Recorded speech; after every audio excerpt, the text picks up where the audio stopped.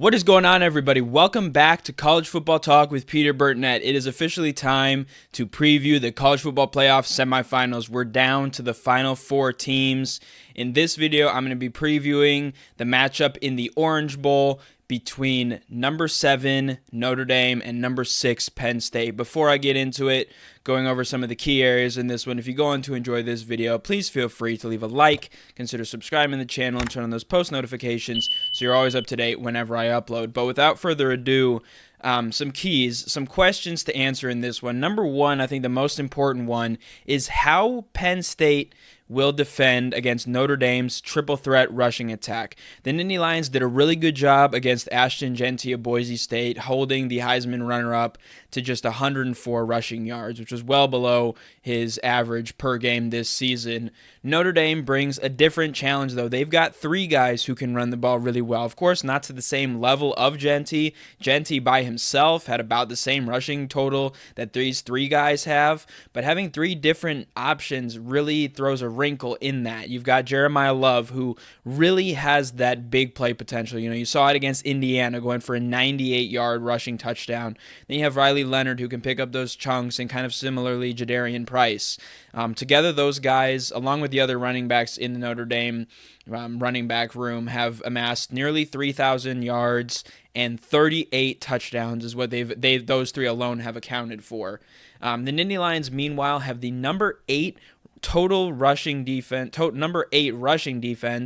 in the country, number 6 total defense, and number 7 scoring defense. Those numbers all went up a little bit, especially the rush defense. Before that Boise State game, I think they ranked something like maybe 6th in rush defense. They're then at 8th in rushing yards allowed per game.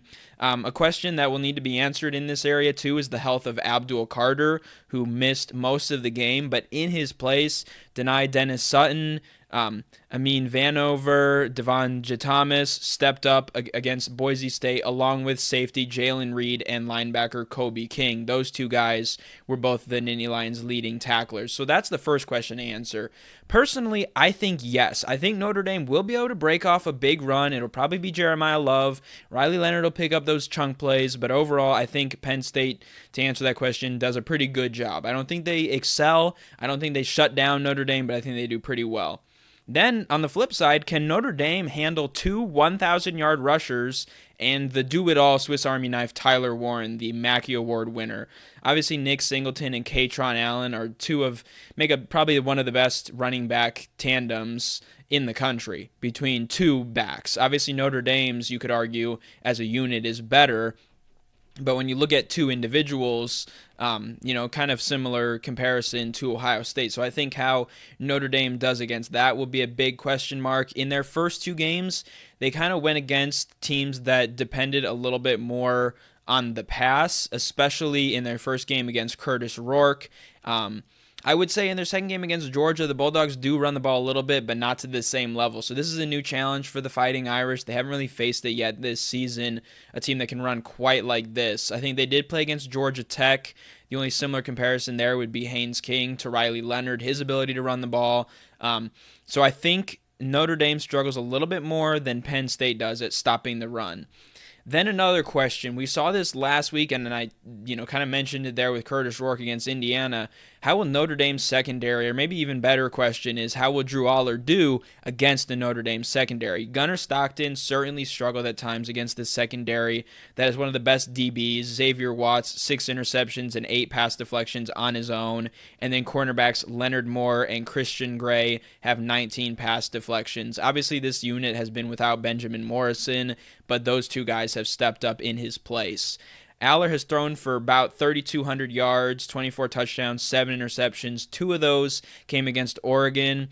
But other than that, he's been really clean in the back half of this season. I think out of the last 6 games, that's the only one that he's thrown an interception in. So he's really been efficient. He will have his hands full against Notre Dame. And I wouldn't be surprised if the Fighting Irish are able to intercept Drew Aller.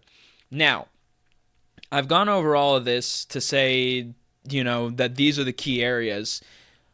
Ultimately, I do think that Notre Dame's ability to kind of do things in a variety of ways and their defensive ability to limit the passing game, that if they can slow down the run of Penn State just a little bit, I think their ability to create a turnover potentially, if Notre Dame can get Penn State to 3rd and long and they're able to get an interception, I think that'll be key. I'm really on the fence for this game. I'm a little bit more confident in the other semifinal. I'll talk about that one in my next video.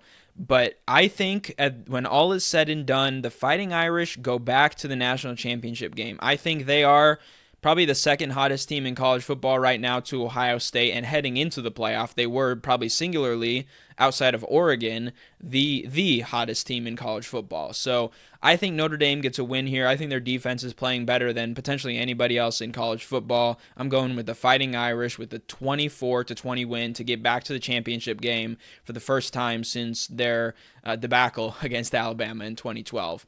But that's all for this episode of College Football Talk with Peter Burnett. Stay tuned for my preview of the Ohio State-Texas game in the Cotton Bowl. But thank you so much for watching. I'm signing out. Peace.